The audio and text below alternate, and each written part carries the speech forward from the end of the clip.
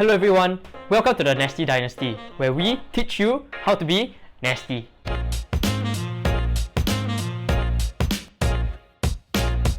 Today, we will be having our first nasty mindset video, which is about the spotlight effect. The spotlight effect is a phenomenon where people tend to believe that they are being noticed more than they actually are.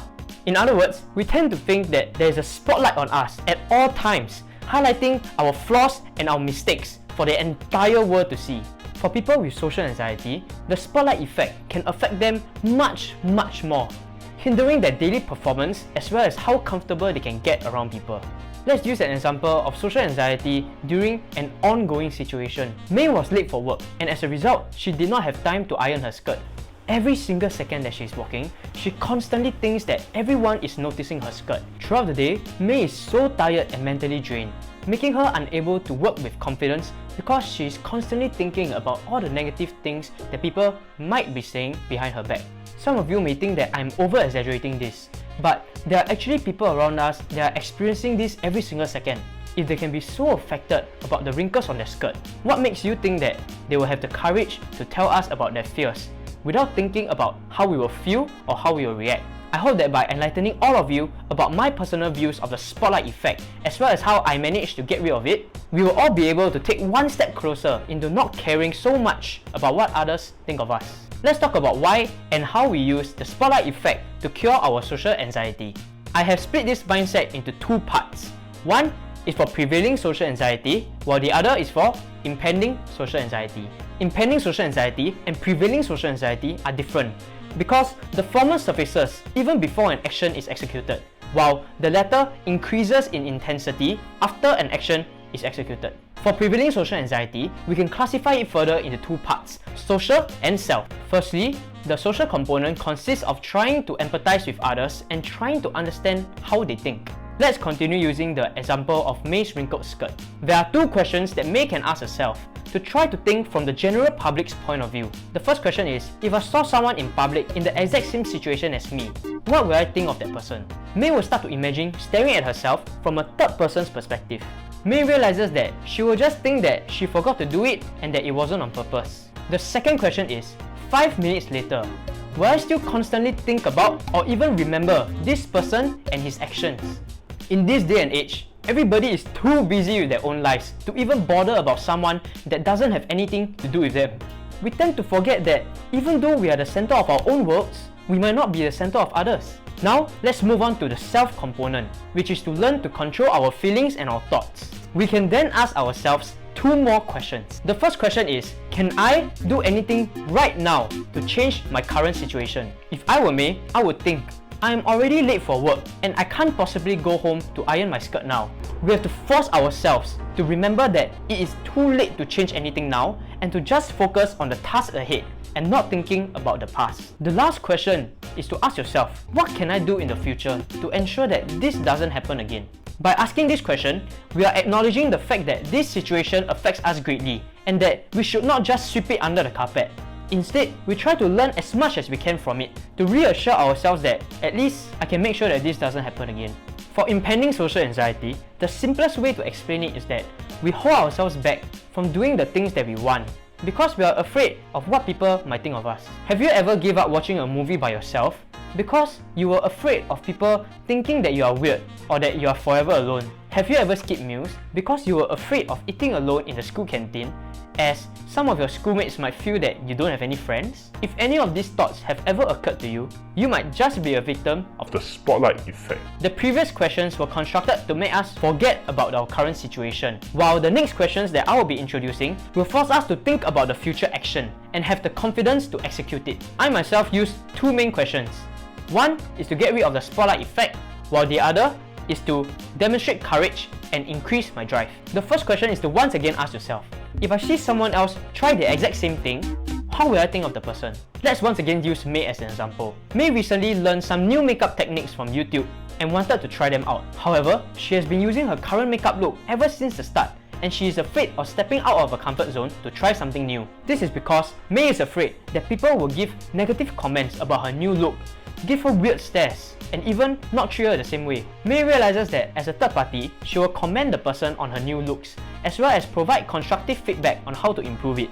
However, as we all know, not everyone can be as positive as May. Some Haters. will judge her and think that she's trying too hard. May should try her best to not let people who criticize her bring her down. Instead, she should improve her techniques to meet the expectations of people who have faith in her and are challenging her to be a better version of herself. And that's why I've included the second question, which is to use courage and drive to force ourselves to just do it. The second question is, if the world ends right now, will I regret not doing this? By using the word Regret? we will start to realize how strong our innate desire to complete the action is. Let's once again use May as an example.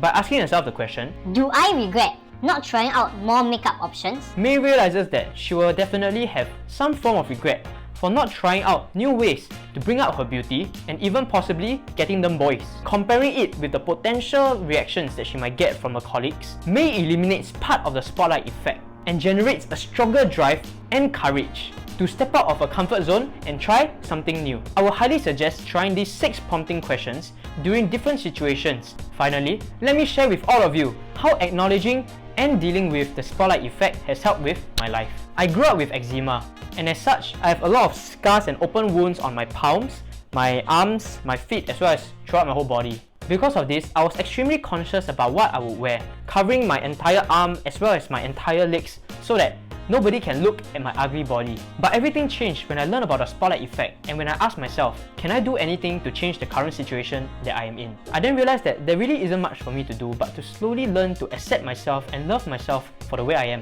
Right now, I even appreciate having eczema because it allows me to relate with the small part of the struggles that other people with more serious skin conditions are facing. Heck, I even became the go-to person among my friends whenever they see any red spots on their body or if they start to feel any itch. So I wanted to show you guys that we don't really need to care so much about what others think of us. Back in JC, I've always wanted to do a beach photo shoot, but I was just too scared to do it because I was afraid of what others might think of me and I felt that it was quite try-hard. I'll be showing all of you some snippets of an incredibly awkward watashi as well as my friends who went over to East Coast Park for a beach photo shoot.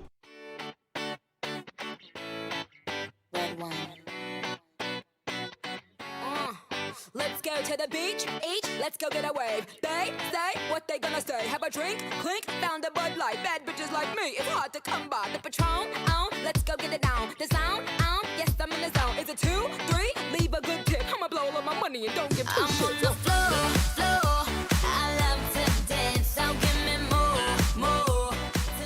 Kickstand, let's go. Susan, let's see you kickstand. No, quite cool. 1, 2, 3. Okay, I'm okay at you. A few moments later. Oh, oh shit. Okay, so Susan says that this thing is called a groin, but I think that thing is called a groin. There was dog. I'm pretty sure the guy under the tree thought I was talking to myself. Why? You're talking to yourself? Yeah. I mean, you can watch it later. Yeah, so I woke up at like 5:30 and then took a bus to Bukit Panjang and then I took the Dalgona line to Little India. And then I found out that Ethan thought that it was starting at 9. I don't want to sit there. And then yeah, and I took the bus here and I reached at 8. And then yeah, no one was here. This equipment.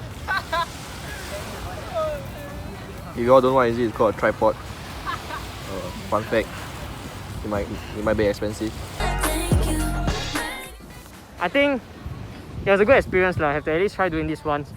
Then I think the most awkward part about today is mostly about the vlogging. Okay, I don't really like talking about talking in the camera. Okay, these two people also not very fun in front of the camera. And then yeah, we're obviously all very camera shy, so we don't really like doing this kind of stuff. But for the spotlight effect, and to show you guys that you guys don't have to care so much about what other people think about you.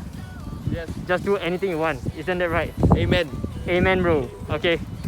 So yeah. With that, I hope all of you have found this video useful. Do remember to like the video, subscribe to the channel, as well as share this video with some of your friends who you think care too much about what others think about them. Thank you all so much for staying to the end, and I'll see you next Monday. Always remember, stay nasty.